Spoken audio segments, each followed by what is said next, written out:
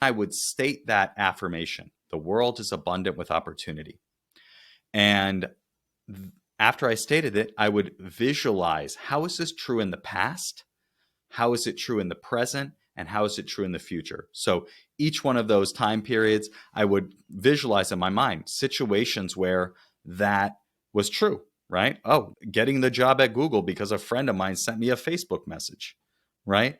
Or having an opportunity to go around Asia on a 3-month work rotation, right? So examples of when my life was abundant with opportunity, then moving to the present, and then fast forwarding to the future, seeing myself getting friends reaching out with opportunities and all these things. And something amazing started to happen, right? Opportunities started coming my way.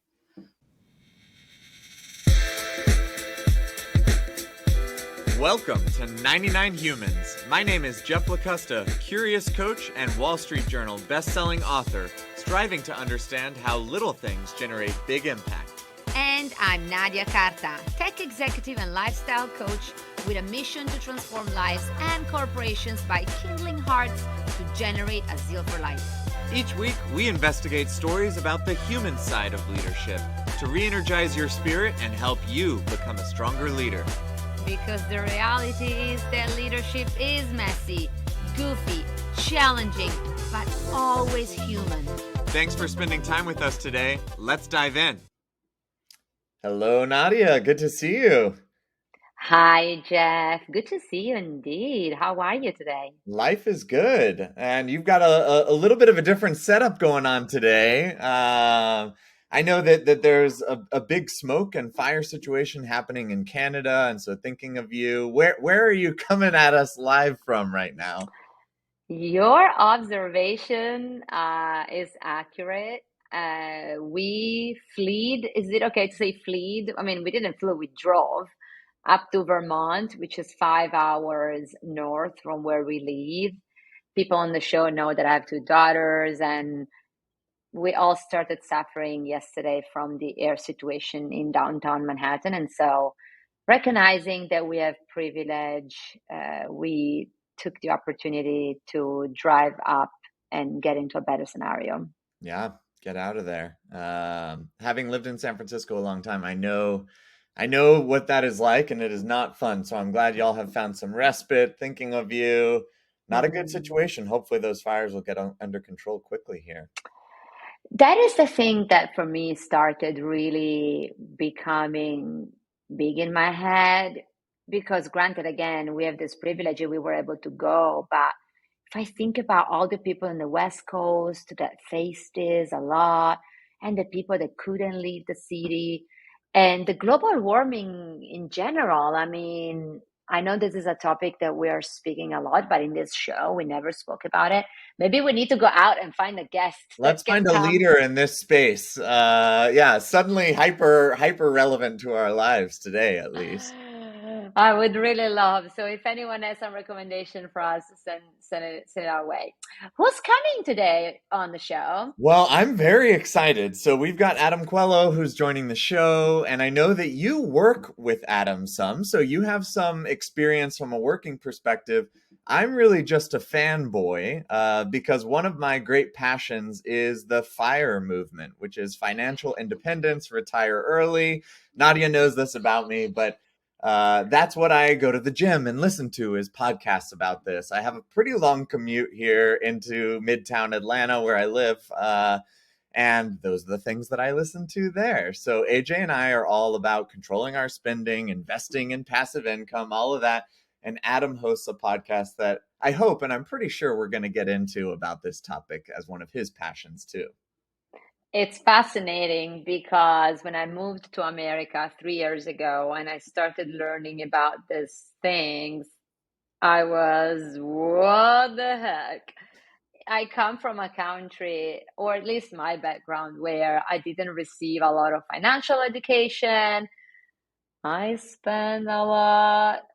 Money is my friend. I read a lot about all of the literature around money energy and how money is a conduit. And on my laptop, I have a sentence. It says, I welcome money to flow through me so I can create and inspire more humans. I So, love that. I'm a big believer because I'm a Christian person and I believe that I'm nothing but a steward of the resources that I am given. And because of, great privilege, I feel like it is also a responsibility, not just to, you know, set up the kind of life and empower the things that my husband and I want for ourselves, but how are we using that to help other people to recognize that it's a responsibility, not just hard work that got us this or anything. Like, all right, we're just managing it for the time we're on the planet and then it'll go somewhere else. it's so nice. So, I don't know where Adam will bring this conversation forward. What I'm gonna say is a couple of things I'm gonna say. The first one is money is such a polarizing and controversial topic.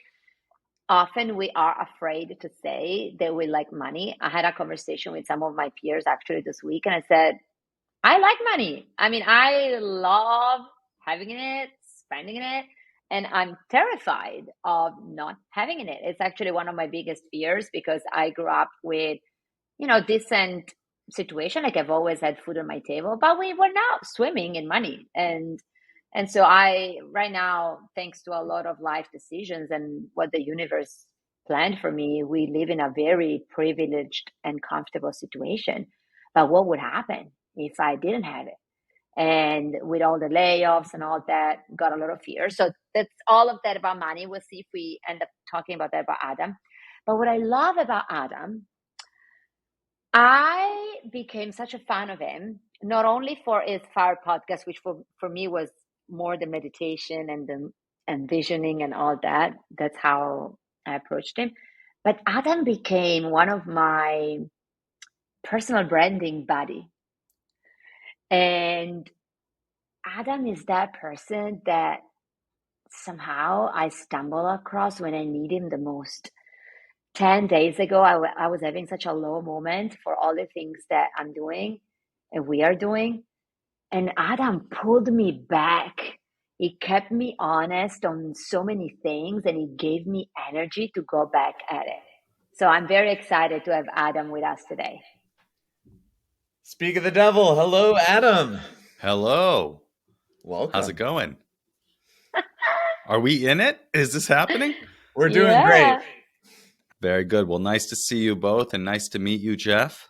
Yeah, absolutely. I'm very excited that you're joining because I have a shared passion for the fire movement. Oh, And yeah? so while we haven't worked together in our day jobs, I've been kind of a fanboy of yours, following your podcast. And I think there must be a lot of shared values and shared interests if this is something that you are quite passionate about. I'm a consumer of that content and a follower of the ways, but I love that you're actually out there championing this. I sure am, man. Once I figured it out that it was possible, I was just laser focused on it. Maybe a little bit too much, but it is a powerful realization that you don't have to work till you're 65. You can work, do good work, and kind of start to live the life that you dream of right now. And that's what I'm all about. And since you start getting in there, I want to make sure that you bring forward one of the conversations you and I had about what is work. Because you and I spoke about this, and sometimes we define work as the corporate work. Mm-hmm. But when we say you don't have to work about, until when you're 65, and a lot of people are like, okay, but what am I going to do then?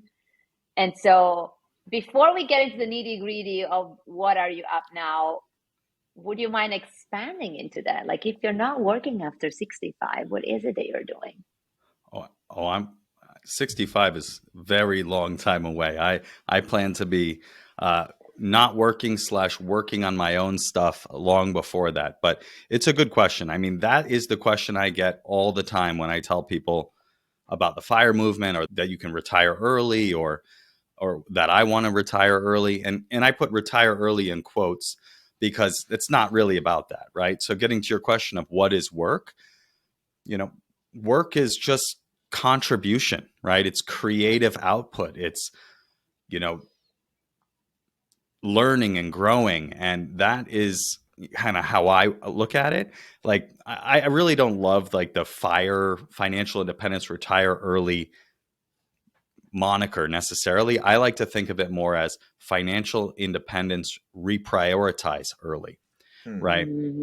And so you creating the financial foundation to give yourself more space and more options so that you can work on what you actually want to work on, right? So for me, it's not about sitting around doing nothing, right? Which is what everybody says. Oh, I couldn't just retire and do nothing. It's like, yeah, very few people actually want to do that, whether they're retiring at 65 or they're retiring at 35. It's more about like having the space to choose what you want to spend your time on, and to do it with who you want and where you want and how much and how often. It's all about choice for me.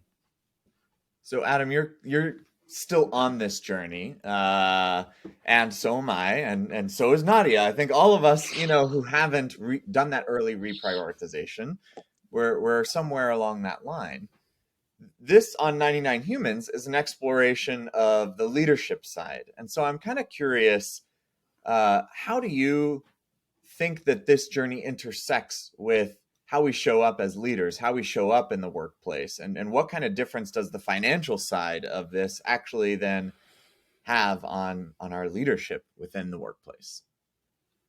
Yeah, it's a good question. And the way that I really talk about this on my podcast and in, kind of the trainings that I lead and facilitation that I do and all that, it's crafting a life you love and making work optional using mindfulness, envisioning, and financial independence. So the money piece is one of three parts, and probably kind of the last part that you really need to figure out, right?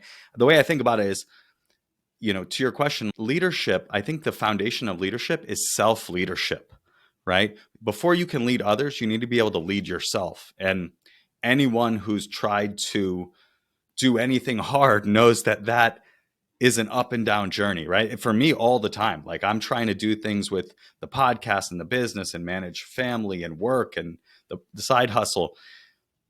It really exposes all of the like insecurities and doubts and all those things to a huge degree. And so I think that for me, it's like, you got to start with self-leadership, and the foundation of that is self-awareness. And so if you to actually show up well at work, I think that you need to have a level of self-awareness that's constantly improving. Because I'll speak for myself, like, and mindfulness is the thing that really kind of shine the light on my own lack of self-awareness for a long time, right? Like I was like 5 years into my career at Google. I had started meditating. A friend recommended it to me, and I started to become aware of the inner critic. Like I had no idea how much, bad negative self-talk I had inside my head. It was driving me, but I was totally unaware of it. And so that caused me to show up in all sorts of ways. Like I was totally resisting what was happening. I was trying to progress in my career and things weren't really going well. And it was a struggle. I was spinning my wheels constantly. But the more I started to bring this mindfulness, or what I consider a kind, curious awareness, to my thoughts, to myself, I started to see, oh, there's that story again. You're not doing it right. You're not good enough. All these things that come up, those are what I call my greatest hits, those two. And then once I became aware of that, they had less control over me, right? They still come up all the time, but they don't drive me as much as they used to. And that allows me to show up in my work and in my conversations and in all of the aspects of work with a little bit more clarity and confidence. How can someone recognize that they are spinning their wheels? This example that you just made, you said, oh, I was spinning my wheel, I was resisting and all that. could you bring it to life for us? Like if someone is in that situation, what is it that they are experiencing? Yeah, I mean, I would just say, look at your days, right? Do you finish the day feeling like you're where you want to be, right? Or that you showed up the way that you wanted to show up and you're getting the things that you want, right? Like if you are trying to make something happen and you're progressing and it's going well, then that's one thing. But if, like for me, I was trying to make I was in the AdSense organization working with publishers, and I wanted to help them with their user experience. So I was trying to kind of get a project going, like a 20% sort of thing, with focusing on this. And I kept trying to make it happen. I kept trying to explain why it's important, and it just wasn't happening, right? So I think the people weren't receptive to the way that I was explaining it. So I think that if you're feeling stuck, if you're feeling frustrated by a lack of movement towards what you feel like you want, then that might be, you might be kind of feeling a little bit of that. And you might need to kind of take a step back and start to ask, like, okay, what's the story I'm telling myself about this? Right. Mm. And I think for me, like that, a big piece of self-awareness is a realization, which I had to learn the hard way, that our stories create our reality, right? Mm. I And I mean, really, yeah, I had to learn I'm that the hard way when I basically envisioned myself out of my dream job at Google, and came within 30 days of having to leave the company. So, yeah. can you say more about that? Yeah, for sure. So, I find that a lot of people have this feeling of, and you guys work with a lot of you coach a lot of people, right? So have you ever heard this phrase, if only this, then I would be happy. If only I could do UX as my job, then I would be happy. If only I could retire early. Yeah, I I see hear it you. with people I coach, and I say it all the time, and I catch myself saying it. Yes. Exactly, right? It's not just out there. It's me too. I do it. I know this and I still do it, right? So this is what I call the if only mindset, right? And what I'm kind of focused on now in my side hustle, and even in my work and my conversations, I try to help people move beyond that so that they can realize that the stories really do create a reality, and you can become aware of the story you're telling yourself and choose a new one and start to put your predicting brain to work to make the life that you want happen right now. And so back to your question of like what happened with me, back a couple years ago, I had a case of the if only mindset really bad. Okay. So I was in this role, right? I had been trying to make this UX thing happen. It finally happened. It finally happened. And I was in this role in an experimental team at Google. And at the same time, I was also in a online program trying to build a SaaS company on the side, right? So it's always been my dream to be an entrepreneur. And so on the side, I was building this business and this project. And I was so committed to this idea of I need to be an entrepreneur that I had this if only mindset that went something like this. If if only I could quit Google and be an entrepreneur, then I will be successful and then I'll be happy, right? And so success equals quitting Google. That was essentially the Mm. story I was telling myself every day. And I Mm. took it a step further. I told anyone who would listen, if I get promoted at Google again, that means I've failed. And that's because I didn't quit Google and build this business, right? Clearly ridiculous now that I say it out loud, but this is the story I was telling myself. And so, it shouldn't have been that big of a surprise that one day, about 9 months into that experimental project, I was called into my manager's office and he sat me down and said, Adam, we're killing the team and your job has been eliminated. You have 3 months to find a new job or leave Google. And obviously, that was some upsetting news. Wow. Yeah. but I had to find a job, right? So I started talking to people. I started interviewing internally, externally, having lots of good conversations. But 30 days before the deadline, I had a total of 0 offers.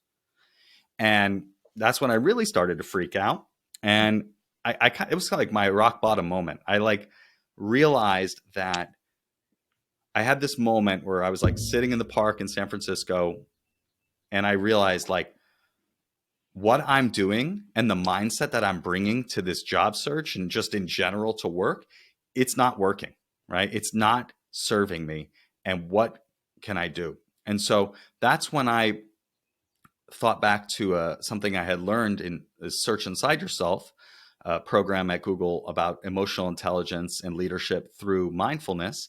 And I had learned this concept of envisioning. And that's essentially where you think big about your life and you put your brain towards what is it that I actually want, right? Because I said our stories create our reality. And so envisioning is about thinking big and choosing what story do I want to live. And then I started to kind of practice that story, and we could talk more about the practical aspect of that.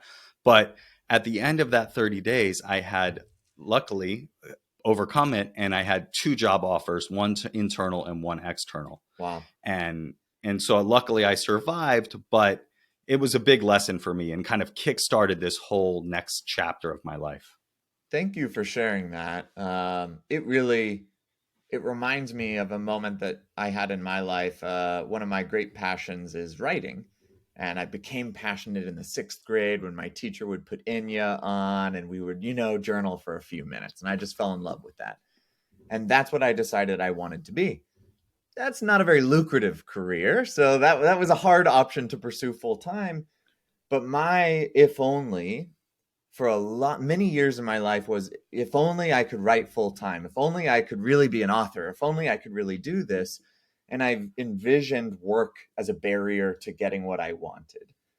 And that I fortunately did not hit as rock bottom as a moment, but the transition that I was able to make was, how can work enable writing? How is work allowing me this platform to write about different things and have the financial means to pursue it in chunks at least? And I think that idea of recognizing that a mindset is not serving you and that you have the power to change it is an incredibly powerful lesson in that story. And you mentioned being willing to get into the mechanics, because I think that's the part that's way easier said than done is, okay, if the moment of realization is forced by a hard rock bottom, what does that moment of pivot actually look like? How do you change your mindset? Because if that were easy, well, I'd look a whole lot better physically and I'd get up at 5 in the morning, like all of these things. It's hard to change your mindset. So how did you change your mindset? Yeah, no, it's a great point. And yeah, I relate a lot with what you were saying. Like, I very much saw, and even sometimes still see, my work at Google, as great as it is, as a barrier to me getting that thing that I should be, right? Like in quotes. So it's something I need to learn again and again and remember again and again. But I think for me, it was forced, right? Like I had to figure it out, right? At that point, I was like, wait a second. No, I actually don't want to quit Google. Like if that's what I wanted, I could have gotten it by just quitting Google like that. I could have done that any day, right? But turns out I got what I asked for, but not what I actually wanted, right? I was essentially asking the universe, yeah, what do I want to quit Google, right? But I got what I asked for. They quit me, right? They eliminated my job, but that wasn't what I actually wanted. So first was that realization. I think for me, all of this comes down to awareness, right? Awareness and choice. So first I had to become aware that it wasn't serving me and that there might be a better way forward. So I think step 1 was, what do I actually want at the end of this 30 days, right? And for me, that was, I wanted to be in a job that I liked, with people that I admired and respected and got along with. And I wanted to be having fun, and I wanted to be earning good money. all those things, right? So I kind of created a picture of that in my mind. And then I also remembered back to an affirmations practice that I had learned through that online program that I was in. There was a lot of mindset stuff there. Some of it clearly didn't serve me, but some of it did. And this affirmations practice that I had learned essentially went something like this. You choose the beliefs or mindsets that you feel will get you towards the vision that you want, right? So I wanted to have a good job at the end of this. So I chose the belief or mindset that the world is abundant with opportunity. And so the first step was I would kind of settle my mind with my meditation practice, just focus on the breath coming in, going out, allowing the mind to settle a little bit. And then I would state that affirmation, the world is abundant with opportunity. And after I stated it, I would visualize, how is this true in the past? How is it true in the present? And how is it true in the future? So each one of those time periods, I would visualize in my mind situations where that was true, right? Oh, getting the job at Google because a friend of mine sent me a Facebook message, right? Or having an opportunity to go around Asia on a 3-month work rotation, right? So examples of when my life was abundant with opportunity. Then moving to the present, and then fast forwarding to the future, seeing myself getting friends reaching out with opportunities and all these things. And something amazing started to happen, right? Opportunities started coming my way, right? I started having friends reaching out. Our friend, you may know Linda. Linda's on our team. She was on the Google Analytics 360 team back then, and she reached out to me and said, hey, a team's hiring, like, check it out. And the thing about it is, it's not magic, right? Like, some people think of this as like manifestation. I have nothing wrong with manifestation, but when I teach this, I like to keep it very practical and focused on like the neuroscience and the way that our brain works, right?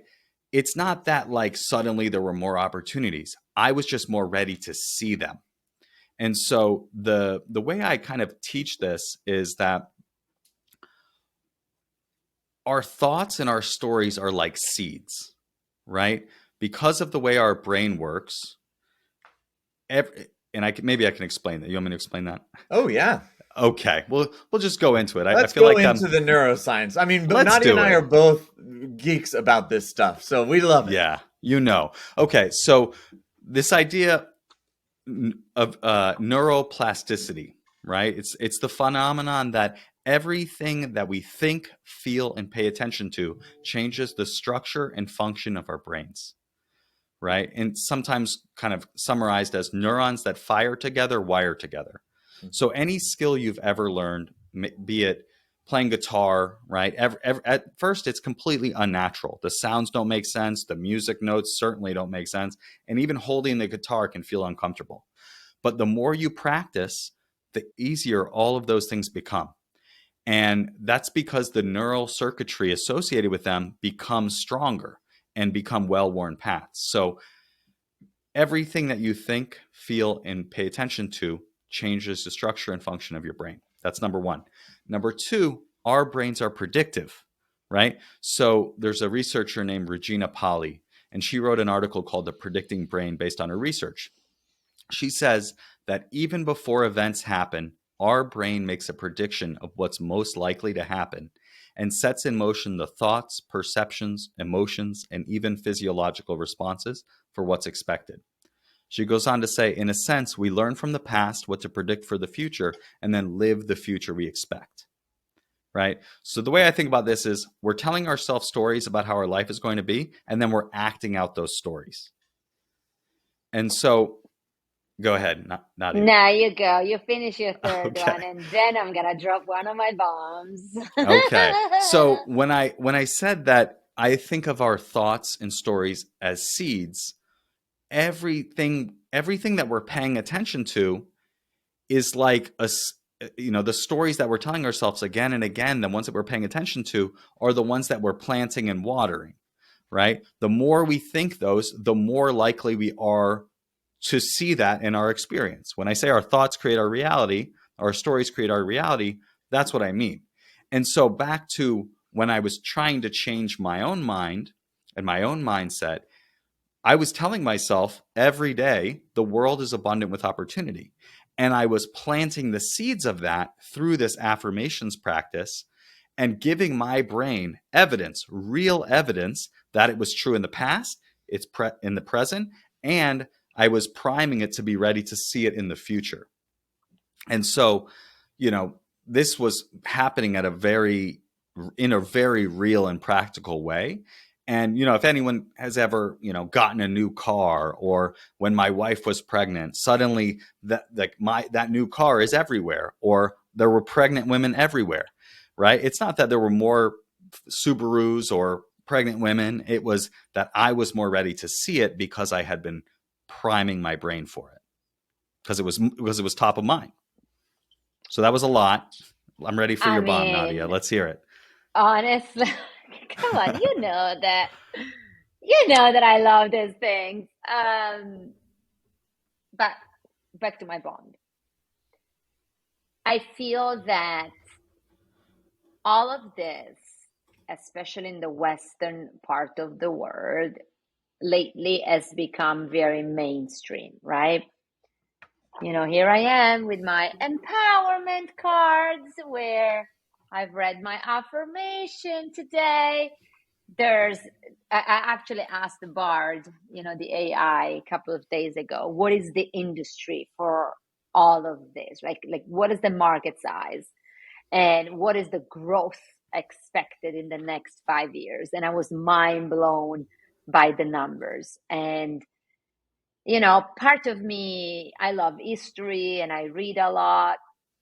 And I know you said you don't believe in magic, but I do. I know you do.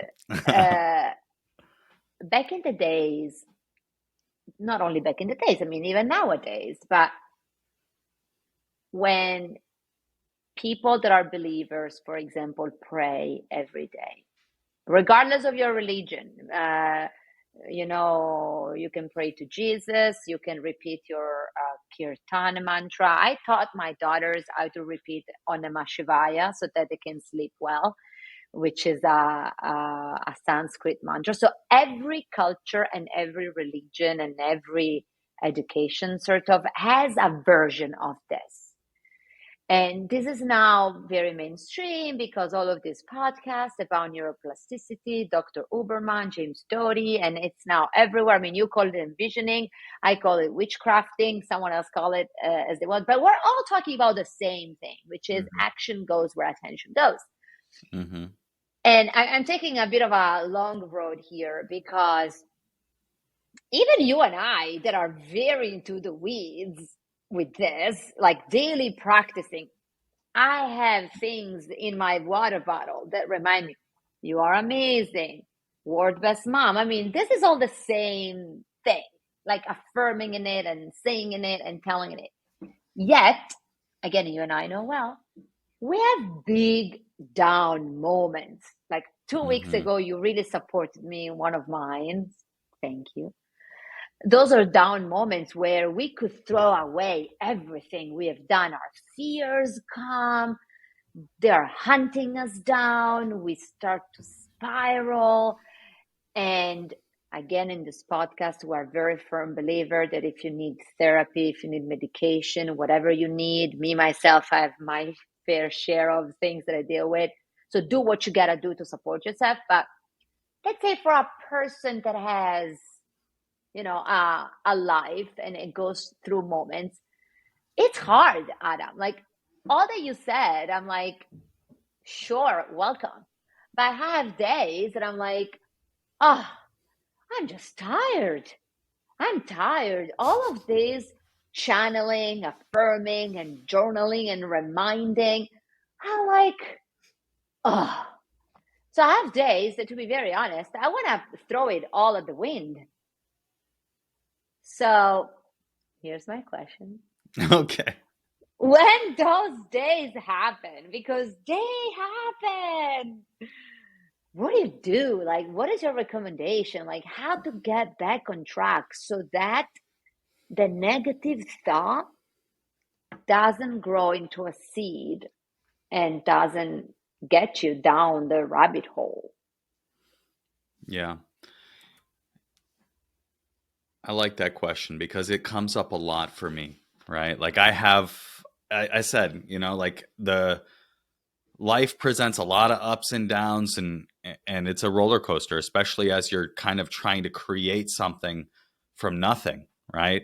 And a lot of this stuff, it feels very lonely, right? Podcasting, you guys know, if you kind of like create it and then you put it out there and then you don't hear much. I bet you guys hear more because Nadia's huge on LinkedIn, so you get feedback. But for me, when I started, there was nothing. It was like, why am I even doing Shouting this? into the void sometimes it feels. It really does feel like that. And so for me, like I have days like even like just the other day, I was like, I'm not where I need to be. I should be further along and I haven't done anything. And I don't even know if anyone wants what I'm offering. Um, and I think for me, it's like two things really were helpful in that moment. And the first is just create some space for yourself, right? Whether it's sitting down to meditate, it's going for a walk, going into nature, right? Those things always help me. Sometimes I don't feel like doing them in these moments, right? But I need to like get myself there. And then just like, I need to look at the context of the day, right? A lot of times it's like, well, my son woke me up at 5 a.m. and was basically yelling in my face. And I was trying to quiet him down from the baby so he doesn't wake up the baby. I had cortisol running through my veins from the moment I woke up. Not really going to set the groundwork for a great day. So just like everyone has bad days. I'm having one of those bad days. Like take the thoughts of everything is horrible with a grain of salt because you have this context that you're operating in, right? And so, yeah, some people talk about like, oh, just shift your mindset in 10 seconds and you're back to action. Doesn't quite work like that for me. I wish it did. I wish I could just be like, flip a switch and up, back on it. But, I think it's just giving yourself grace and giving yourself space to just have a bad day. Like that's number one. Number two, that was helpful. And I wrote about this on LinkedIn the other day. I've been off of writing on LinkedIn every day for a while. I want to get back to it. Again, here's the I should be doing this, right? But I wrote this post and everyone, like a bunch of people, more than I expected, were like, oh my God, I'm feeling this exact thing. And it was basically like, why am I rushing? What's the rush? Like I'm doing this, like I'm in a mastermind group right now about podcast guesting and getting clear on who I'm helping and what I'm helping them with. And this is where I was like, I should be further along. I haven't, made enough progress. It's like, what's the rush? This whole thing is exploring what type of thing I want to do after I reprioritize early or leave Google or whatever it might be. Theoretically, I want to be doing this for the long term. So what's the rush? Like, like that was a realization. It's like, just chill, relax. And I'm sure you've both experienced like the more that we rush, the more that we force, the worse things go. The more that we relax and allow and show up and be open to what's happening, the easier things go. This has happened again and again and again in my life. I definitely need to be reminded of that just chill. In fact, during the pandemic, the sticky note and I made a printout sign above my desk said, chill, it's a pandemic, because that feeling really got to me in a time where there were so many distractions. There was so much other life going on, getting in the way of what I thought I wanted, what I thought I needed in that moment. And I'd add one practical tip maybe to your list, because I had a very hard day yesterday and was kind of experiencing that moment. And I got to the end of the day and I gratitude journal at the end of the day. Mm, And I got to 2 things and then felt stumped. But I try and write 3 things. And I was like, I knew it was ridiculous. I knew that that wasn't real. But that practice, then I got to 3, I got to 4, I got to 5, and I started seeing all the beautiful things that had happened in the day. And the lesson now, having this conversation the next day, to me is also that putting into place the processes and the practices to mm, catch you in the bad days and mm, support you in the bad days, for me, in very real time, was extremely important. And so I think that it's just interesting, right? Because some days I don't really need the gratitude journal. I already am living that. But gosh, creating that habit really saved me. And I slept great last night. And I'm pretty mm. sure after the years I've lived with myself, I wouldn't have slept great had I not recentered my brain before going to bed. And so it's had an impact on today as well. So, really, just interesting how sometimes those practices feel a bit extra, and then sometimes they come in and save your ass and like, oh, thank goodness I've been doing that. Yeah. No, that makes a lot of sense. Having those kind of like foundational aspects to your life, habits within your life, really, yeah, it creates the container for you to reset and to have that awareness and to create that space that you need.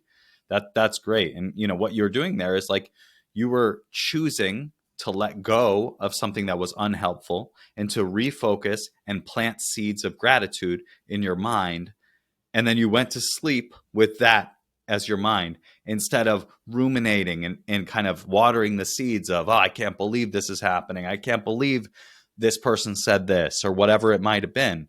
Right. So that's such a good point. I love that. And I I will have had add, success with that too.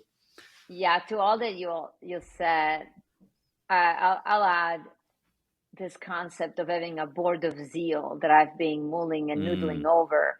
Because I have to say, Adam, that day that I've met you in the office and we spent like an hour together, a lot of people know that I don't spend easily an hour with everybody. So I'm very selective. yeah. And with you, I could stay 8 days and ages, right? So, as much as we have these processes and tools, which I love you said, Jeff, because when we are in that moment, we just don't want to do the work. But if the work is Mm, a habit, then we do it and then feel better. Alongside that, having someone that you can text or you bump into, or surrounding yourself with those people that can catch you out of that moment, it's so important. So I'm going to say it on the show. Any of you listening, if you need a pick me up, just text me and I'll spark your zeal. Because it's so important, even a message. Sometimes hmm I have people that I stumble across, a smile can change everyone's day. So I yeah. love that I mean, I'm sorry that you, Jeff, had that moment. And I'm sorry, Adam. And I'm sorry, Nadia, because I go through those moments daily. But those are such a reminder. We're humans. And Yep. it won't be perfect. No, definitely not. And thinking otherwise is just setting yourself up for failure, right? So I think you brought up a good point there, both of you. It's like if you have kind of a playbook that you can go to when you have a bad day, the people you could call, the practices you could do, the walk you can take, right? The gratitude journal, right? Like whatever you already have them and you'll just happen upon them through your day naturally like you did, Jeff, or you can just say, okay, I'm having a bad day, let me pull out my list. What's on this list? Okay, I'm going to do one of those things and I'm going to feel a little bit better, and then I'm going to do another one, I'm going to feel a little bit better. And yeah, I love that idea of the board of zeal. It's like, who are my go-to people that always point out the goodness in me and bring me back to where I need to be? Oh my God, I would stay with you the whole day. As I said, we are approaching the end of the show. And Jeff and I always ask one question. Jeff, you want to ask it? Yeah, well, Adam, so great conversation. But when you reflect on that, what's the one piece of advice that you really want to leave with us based on what we talked about? Yeah. I think it comes back to the story you tell yourself creates your reality. And so become aware of what stories you're telling yourself using mindfulness, right? Just bring a kind, curious awareness to your thoughts, right? You could do it through journaling, you could do it through meditation, or just living your life. You're going to notice, if you're paying attention, you're going to notice the story coming up again and again, whether it be positive or negative, it's going to come up. And so just realize the power of your brain to create the life that you want. It's happening whether you're aware of it or not, right? And so I would highly recommend that you choose a story that's aligned with where you want to go. And if you're interested in starting to kind of dabble in this envisioning and choosing a new story and starting to put practices in place, I actually created a free guide that for your audience that they can download. It's a free envisioning guide. The idea is that they can, in 10 minutes, get clear on what new story they want to have and how they can start to put it in practice and start living that life little by little every day. And they can download that for free at mindfulfire.org/99humans. So that's mindfulfire. Ooh. Yeah. So that's mindfulfire.org/99humans. And you can download that for free. And I'm available if you want to kind of share your vision with me. Very, very powerful. Or just have any questions about the process or the science or anything there. And everybody go listen Adam's podcast and follow him on LinkedIn. I know you said you need to go back to your writing, but when you do, it's always so powerful and strong. So please keep up. Yeah. Yeah. You can check out my podcast. It's the Mindful Fire podcast. And you can do that wherever you are listening to this. You can listen and subscribe there. I have Nadia coming on my podcast on the 20th, I think. It's a Tuesday. I think it's the 20th. Woohoo. Probably be out by the time you hear this, but I'm excited to release that episode. And yeah, the LinkedIn stuff, again, when I force it and I feel like I need to do it, it's not fun.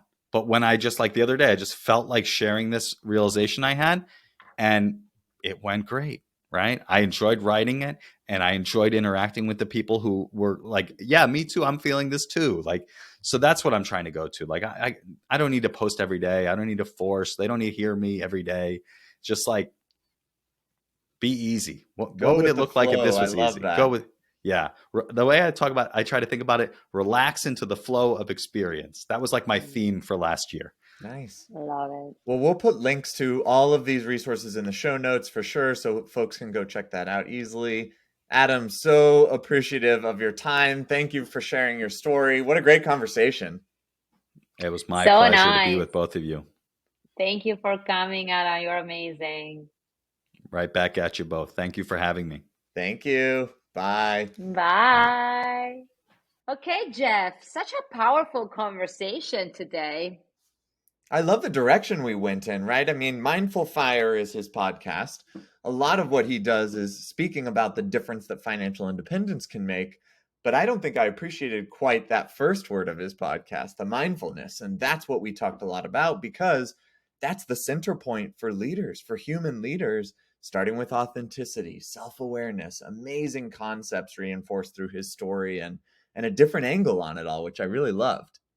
Oh my God. And the story that he shared was absolutely powerful because really expanding on how a fear can create your reality, and rather than pulling you towards where you want to go, is pulling you in the same direction of the fear. And then you'll be like, oh, not surprising.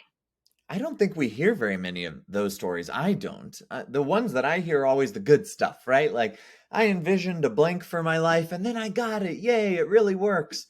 But to hear that it really works in the counter as well is a really powerful reminder of just how important it is to be intentional about the mindsets that we have.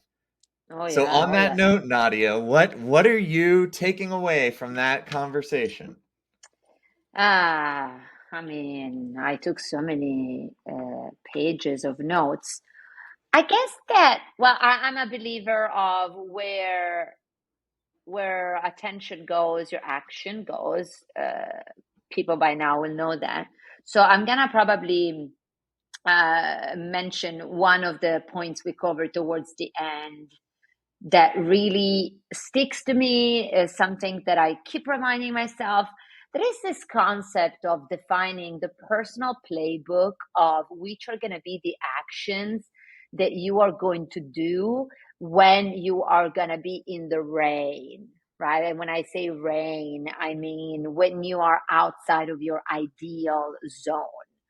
And the reason why I say that is because, I'm gonna drop this. I was listening to Joe DeCina yesterday, which is the founder. He's the founder of Spartan Race, Mm. obstacle races, and everything about putting yourself in uncomfortable moments, like you did last year in Alaska, Oh yeah, Jeff. yeah. Right. And we live a very comfortable life in this society, assuming the people listening to this podcast are privileged people like we are. And there's a lot of comfort. Come on, let's face it. I'm here in this house in Vermont, and there's so much comfort everywhere. And even the point that Joe was making is that no wonder that when there's a problem, you start spinning down the rabbit hole of the problem. We are not used to problems anymore. Everything is so comfortable. So for me, this is a lesson and something that I continue promoting and preaching and talk about, because number one, you need to put yourself in uncomfort in order to be ready for when the moment comes.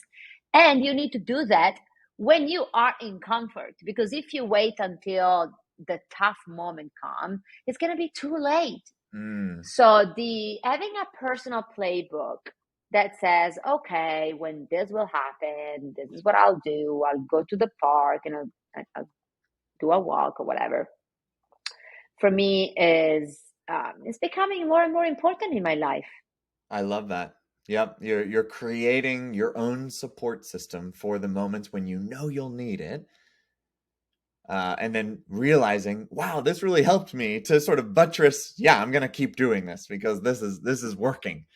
I think that's a really powerful thing. A lot of what times he said, the story you tell yourself, and I think that's of course from Brene Brown. There's an amazing Netflix special. If folks have not seen that, she tells this story really powerfully on stage in that kind of almost TEDx style Netflix special that she has.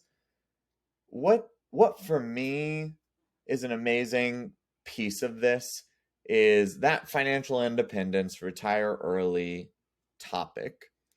I've never liked that retire early either. I think is a group of people who really don't like that idea, but the way he talks about reprioritize early is an amazing, just quick trick to really capture what it is for me.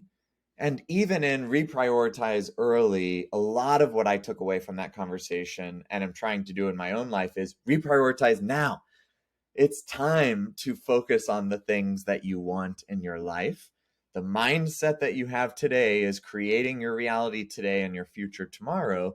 And I think all of this connects to ensuring that we're prioritizing the things that we actually want and not going, that thing I actually want is going to happen after this and this and this and this. So I just need to slog my way through life in order to get there. That's a sad version of reality. To have all these desires that are after the slog, which is also after the prime of our life, seems like a world that I don't want to go point myself in that direction. I want to live the things I want now. And that early reprioritization is a really nice way to think about it. I loved that. When Adam and I had a conversation over coffee a few months ago, when I was having a down moment, and we started talking about that and really finding purpose in what I'm doing today as that fuel, what I want to continue doing tomorrow, was actually super key and transformative for me as well. So Great conversation. Well, thinking of you, Nadia, I'm hoping those fires clear up soon. And until next time. Until next time, thanks for listening, everybody. Oh, and by the way, remember to follow us on LinkedIn, save our show, and give us a 5-star and spread the love of 99 humans. Bye. Bye.